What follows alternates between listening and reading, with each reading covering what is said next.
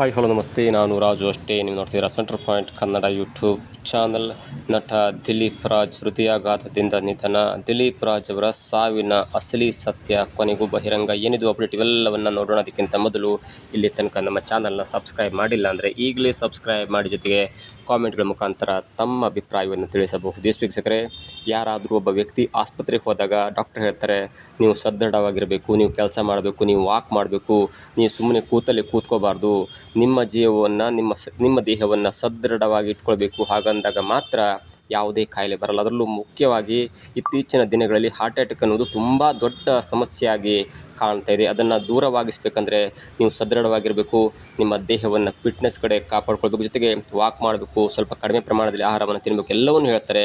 ಆದರೆ ಎಲ್ಲವನ್ನು ಪಾಲಿಸಿಕೊಂಡು ಬರ್ತಾ ಇದ್ದಂಥ ಕನ್ನಡದ ಪ್ರತಿಭಾನ್ವಿತ ನಟ, ನಿರ್ದೇಶಕ ಮತ್ತು ನಿರ್ಮಾಪಕ ದಿಲೀಪ್ ರಾಜ್ ಅವರಿಗೆ ಇವತ್ತು ಬೆಳಿಗ್ಗೆ 6 ಗಂಟೆಯಲ್ಲಿ ನಿಧನರಾಗಿದ್ದಾರೆ. ಅದಕ್ಕೆ ಮುಖ್ಯವಾದ ಕಾರಣ ಅವರಿಗೆ ಹಾರ್ಟ್ ಅಟ್ಯಾಕ್ ಆಗಿತ್ತು. ಹಾರ್ಟ್ ಅಟ್ಯಾಕ್ ಆದ ನಂತರ ಅವರು ಮನೆಯಲ್ಲಿ ಕುಸಿದು ಬೀಳ್ತಾರೆ. ಅವರನ್ನು ಆಸ್ಪತ್ರೆಗೆ ಕರೆದುಕೊಂಡು ಹೋಗುವ ಸಮಯದಲ್ಲಿ ಅವರ ಪ್ರಾಣ ಪಕ್ಷಿ ಹಾರಿ ಹೋಗಿತ್ತು.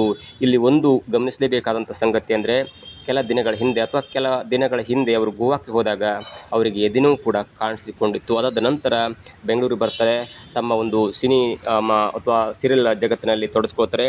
ಜೊತೆಗೆ ಇವತ್ತು ಅವರು ಅಪೋಲೋ ಆಸ್ಪತ್ರೆಯಲ್ಲಿ ಅಪಾಯಿಂಟ್ಮೆಂಟ್ ಕೂಡ ತೆಗೆದುಕೊಂಡಿದ್ದರು. ಅಂದರೆ ಹೃದಯಕ್ಕೆ ತೊಂದರೆ ಆಗ್ತಿದೆ, ದೇಹ ಯಾಕೋ ಸೂಕ್ತವಾಗಿ ಸ್ಪಂದಿಸ್ತಾ ಇಲ್ಲ, ಸ್ವಲ್ಪ ತೊಂದರೆ ಆಗ್ತಿದೆ, ಎದೆನೂ ಕಾಣಿಸ್ಕೊಳ್ತಿದೆ ಅನ್ನುವಂಥ ಕಾರಣಕ್ಕಾಗಿ ಅಪೋಲೋ ಆಸ್ಪತ್ರೆಯಲ್ಲಿ ಇವತ್ತು ಬೆಳಿಗ್ಗೆ 8 ಗಂಟೆಗೆ ಹೆಲ್ತ್ ಚೆಕಪ್ಗೋಸ್ಕರ ಒಂದು ಅಪಾಯಿಂಟ್ಮೆಂಟನ್ನು ಕೂಡ ತೆಗೆದುಕೊಂಡಿದ್ದರು. ಆದರೆ 8 ಗಂಟೆಗೆ ಆಸ್ಪತ್ರೆಯಲ್ಲಿ ಇರಬೇಕಾದಂಥ ಅಥವಾ ಚಿಕಿತ್ಸೆಯನ್ನು ಪಡ್ಕೊಳ್ಬೇಕಾಗಿದ್ದಂಥ ನಟ ದಿಲೀಪ್ ರಾಜ್ ಅವರು ಇವತ್ತು ಬೆಳಗ್ಗೆ 6 ಗಂಟೆಗೆ ಹೃದಯಾಘಾತದಿಂದ ನಿಧನರಾಗಿದ್ದಾರೆ. ಮತ್ತು ಕುಸಿದು ಬಿದ್ದಂಥ ದಿಲೀಪ್ ರಾಜ್ ಅವರನ್ನು ಪತ್ನಿ ವಿದ್ಯಾಶ್ರೀ ಅವರು ಆಸ್ಪತ್ರೆಗೆ ಕರೆದುಕೊಂಡು ಹೋಗುವಂಥ ಸಮಯದಲ್ಲಿ ದಿಲೀಪ್ ರಾಜ್ ಅವರ ಪ್ರಾಣ ಪಕ್ಷಿ ಹಾರಿ ಹೋಗಿದೆ. ಇನ್ನು ದಿಲೀಪ್ ರಾಜ್ ಅವರ ಊರು ಯಾವುದು, ಅವರ ಸಿನಿಮಾ ಜಗತ್ತು ಹೇಗಿತ್ತು, ಅವರ ಸೀರಿಯಲ್ ಜಗತ್ತು ಹೇಗಿತ್ತು ಎನ್ನುವುದನ್ನು ನೋಡ್ತಾ ಹೋದರೆ 1978 ಸೆಪ್ಟೆಂಬರ್ 2ರಂದು ಅರಸೀಕೆರೆಯಲ್ಲಿ ಅವರು ಜನನವನ್ನು ಪಡ್ಕೊಳ್ತಾರೆ. ಅದಾದ ನಂತರ ಬೆಂಗಳೂರಿಗೆ ಬರ್ತಾರೆ. ಬೆಂಗಳೂರಿನಲ್ಲಿ ತನ್ನದೇ ಆದಂಥ ಒಂದು ಸಾಮ್ರಾಜ್ಯ ಕಟ್ಕೊಳ್ತಾರೆ. ಸಿನಿಮಾಕ್ಕೆ ಪಾದಾರ್ಪಣೆ ಮಾಡ್ತಾರೆ, ಸೀರಿಯಲಿಗೆ ಪಾದಾರ್ಪಣೆ ಮಾಡ್ತಾರೆ. ಮತ್ತು ಸೀರಿಯಲ್ನಲ್ಲಿ ನಟ ದಿಲೀಪ್ ರಾಜ್ ಅಂದರೆ ಅವರೊಂದು ಸಾಮ್ರಾಜ್ಯವೇ ಸ್ಥಾಪನೆಯಾಗಿತ್ತು. ಅಂಥ ಒಬ್ಬ ನಟ ತನ್ನ ಒಂದು ಬ್ಯೂಸಿ ಶೆಡ್ಯೂಲ್ನಲ್ಲೂ ಕೂಡ ಎಲ್ಲದರೂ ಕೂಡ ಗಮನ ಕೊಡ್ತಿದ್ದರು. ಅದರಲ್ಲೂ ಮುಖ್ಯವಾಗಿ ತನ್ನ ಹೆಂಡತಿ ಅಂದರೆ ತುಂಬ ಪ್ರೀತಿಯಿಂದ ನೋಡ್ಕೊಳ್ತಾ ಇದ್ದರು.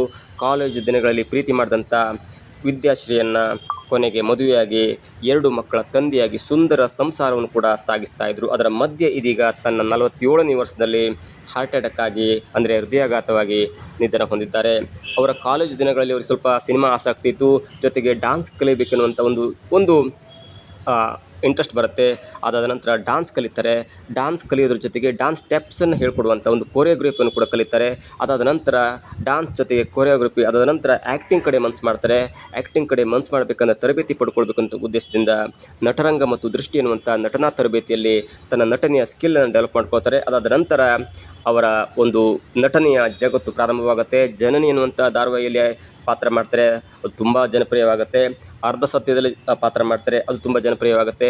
ರಂಗೋಲಿ, ಕುಂಕುಮ ಭಾಗ್ಯ, ರಥಸಪ್ತಮಿ, ಜೊತೆಗೆ ಇತ್ತೀಚೆಗೆ ಅತ್ಯಂತ ದೊಡ್ಡ TRPಯನ್ನು ತಂದುಕೊಟ್ಟಿರುವಂಥ ಹಿಟ್ಲರ್ ಕಲ್ಯಾಣ ಸೀರಿಯಲ್ನಲ್ಲಿ ಅಭಿರಾಮ್ ಜಯಶಂಕರ್ ಎನ್ನುವಂಥ AJ ಪಾತ್ರವನ್ನು ನಿರ್ವಹಿಸಿ ಜನಮಾನಸದಲ್ಲಿ ಮನೆ ಮಗನಾಗಿ ಉಳ್ಕೊಳ್ತಾರೆ.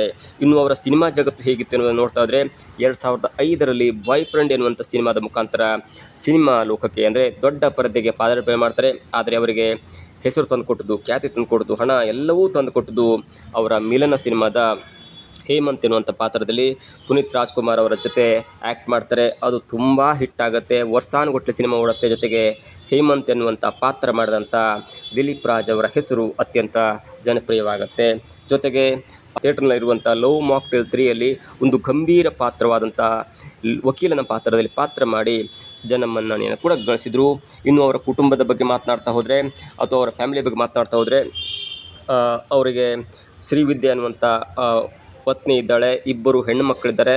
ಜೊತೆಗೆ ಅವರ ಸೀರಿಯಲ್ನ ಪ್ರೊಡಕ್ಷನ್ ಮತ್ತು ಡೈರೆಕ್ಷನ್ ವಿಷಯಕ್ಕೆ ಬಂದರೆ, ಅವರು ಸಿನಿಮಾದಲ್ಲಿ ಪಾತ್ರ ಮಾಡಿದಾಗೆ, ಸಿನಿಮಾದಲ್ಲಿ ಪಾತ್ರ ಮಾಡಿದ ಹಾಗೆ ಸೀರಿಯಲ್ನಲ್ಲಿ ಕೂಡ ನಟನೆ ಮಾಡ್ತಿದ್ರು, ನಿರ್ದೇಶನ ಮಾಡ್ತಿದ್ರು. ಮತ್ತು ತನ್ನ ನಿರ್ಮಾಣ ಸಂಸ್ಥೆ ಅಂದರೆ ದೃಷ್ಟಿ ಕ್ರಿಯೇಷನಲ್ಲಿ 3 ಸೀರಿಯಲನ್ನು ನಿರ್ಮಾಣ ಮಾಡಿದರೆ ಮತ್ತು ನಿರ್ದೇಶನ ಕೂಡ ಮಾಡಿದರೆ. ಪಾರು ಸಿನಿಮಾ ಸೀರಿಯಲನ್ನು ಅವರು ನಿರ್ದೇಶನ ಮಾಡಿದರೆ, ಜೊತೆಗೆ ನಿರ್ಮಾಣ ಮಾಡಿದರೆ.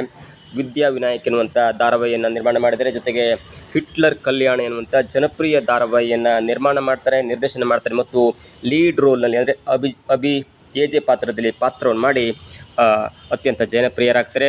ಒಂದು ಕಾಲದಲ್ಲಿ ಏನೂ ಇಲ್ಲದಂತೆ ಬೆಂಗಳೂರಿಗೆ ಬಂದು ಬೆಂಗಳೂರಿನಲ್ಲಿ ತನ್ನ ಸಾಮ್ರಾಜ್ಯವನ್ನು ಕಟ್ಟಿಕೊಂಡಿರುವಂಥ ದಿಲೀಪ್ ರಾಜ್ ಅವರು ಒಂದು ಹೆಮ್ಮರವಾಗಿ ಅಂದರೆ ಕನ್ನಡ ಸಿನಿಮಾ ಜಗತ್ತಿನಲ್ಲಿ ಅಥವಾ ಕನ್ನಡ ಟೆಲಿವಿಷನ್ ಜಗತ್ತಿನಲ್ಲಿ ಹೆಮ್ಮರವಾಗಿ ಬೆಳೆದಿದ್ದರು. ಜೊತೆಗೆ ಹೆಂಡತಿಯನ್ನು ತುಂಬ ಪ್ರೀತಿ ಮಾಡ್ತಿದ್ರು. ಎಲ್ಲೂ ಹೋದರೂ ಕೂಡ ಅವರು ಹೆಂಡತಿ ಜೊತೆ ಇರಬೇಕಿತ್ತು ಮತ್ತು ತನ್ನ ಹೆಂಡತಿ ಜೊತೆ ಒಂದು ನಿರ್ಮಾಣ ಸಂಸ್ಥೆಯನ್ನು ಮಾಡಿ ಒಂದು 100 ಜನಕ್ಕೆ ಕೆಲಸ ಕೊಡ್ತಿದ್ರು. ಇಂಥ ಒಬ್ಬ ವ್ಯಕ್ತಿ ತನ್ನ 47ನೇ ವರ್ಷದಲ್ಲಿ ಹೃದಯಾಘಾತದಿಂದ ಸಾವನ್ನಪ್ಪಿದ್ದಾರೆ. ಅವರ ಸಾವಿನ ಮುನ್ಸೂಚನೆ ಕೂಡ ಅವರಿಗೆ ಸಿಕ್ಕಿತ್ತು. ಯಾಕಂದರೆ ಕಳೆದ ಕೆಲ ದಿನಗಳ ಹಿಂದೆ ಗೋವಾಕ್ಕೆ ಹೋದಾಗ ಎದೆನೋ ಕಾಣಿಸ್ಕೊಂಡಿತ್ತು. ಅದಾದ ನಂತರ ಇವತ್ತು ಅಪೋಲೋ ಆಸ್ಪತ್ರೆಯಲ್ಲಿ ಹೃದಯ ಸಂಬಂಧಿ ಚಿಕಿತ್ಸೆಗಾಗಿ ಹೆಲ್ತ್ ಚೆಕಪ್ಪಿಗಾಗಿ ಅವರು ಅಪಾಯಿಂಟ್ಮೆಂಟ್ ಕೂಡ ತೆಗೆದುಕೊಂಡಿದ್ರು. ಆದರೆ ಕೇವಲ 2 ಗಂಟೆಗೆ ಮೊದಲು ಅಂದರೆ 8 ಗಂಟೆಗೆ ಹೋಗಬೇಕಿತ್ತು. ಆದರೆ 2 ಗಂಟೆಯ ಮೊದಲು ಎದ್ದ ಕೂಡಲೇ ಅವರಿಗೆ ಹಾರ್ಟ್ ಅಟ್ಯಾಕ್ ಆಗುತ್ತೆ. ಸರಿಸುಮಾರು 5:30ರಿಂದ 6 ಗಂಟೆ ಹೇಳ್ತಾರೆ ಅವರು ಸಾಮಾನ್ಯವಾಗಿ. ಆ 6 ಗಂಟೆಯ ವೇಳೆಗೆ ಹಾರ್ಟ್ ಅಟ್ಯಾಕ್ ಆಗಿ ಪ್ರಜ್ಞಾಹೀನ ಸ್ಥಿತಿಯಲ್ಲಿ ಕುಸಿದು ಬೀಳ್ತಾರೆ. ಆ ಕುಸಿದು ಬಿದ್ದ ತನ್ನ ಪತಿಯನ್ನು ಹೆಂಡತಿ ಶ್ರೀವಿದ್ಯಾ ಅವರು ಆಸ್ಪತ್ರೆಗೆ ಕರ್ಕೊಂಡು ಹೋಗುವಂಥ ಸಮಯದಲ್ಲಿ ದಿಲೀಪ್ ರಾಜ್ ಅವರ ಪ್ರಾಣ ಪಕ್ಷಿ ಹಾರಿ ಹೋಗುತ್ತೆ. ಹಾಗಾಗಿ ಒಬ್ಬ ಪ್ರತಿಭಾನ್ವಿತ ನಟ, ಪ್ರತಿಭಾನ್ವಿತ ನಿರ್ದೇಶಕ, ಪ್ರತಿಭಾನ್ವಿತ ವ್ಯಕ್ತಿ ಅನ್ನೋದಕ್ಕಿಂತ ಒಬ್ಬ ಒಳ್ಳೆಯ ಮನುಷ್ಯ ಇವತ್ತು ತನ್ನ 47ನೇ ವರ್ಷದಲ್ಲಿ ಹೃದಯಾಘಾತದಿಂದ ಸಾವನ್ನಪ್ಪಿದ್ದು ಕನ್ನಡ ಚಿತ್ರರಂಗಕ್ಕೆ ಅಥವಾ ಕಲಾರಂಗಕ್ಕೆ ಅಥವಾ ನಟನಾ ರಂಗಕ್ಕೆ ಒಂದು ತುಂಬಲಾರದ ನಷ್ಟ ಅಂತ ಹೇಳಬಹುದು.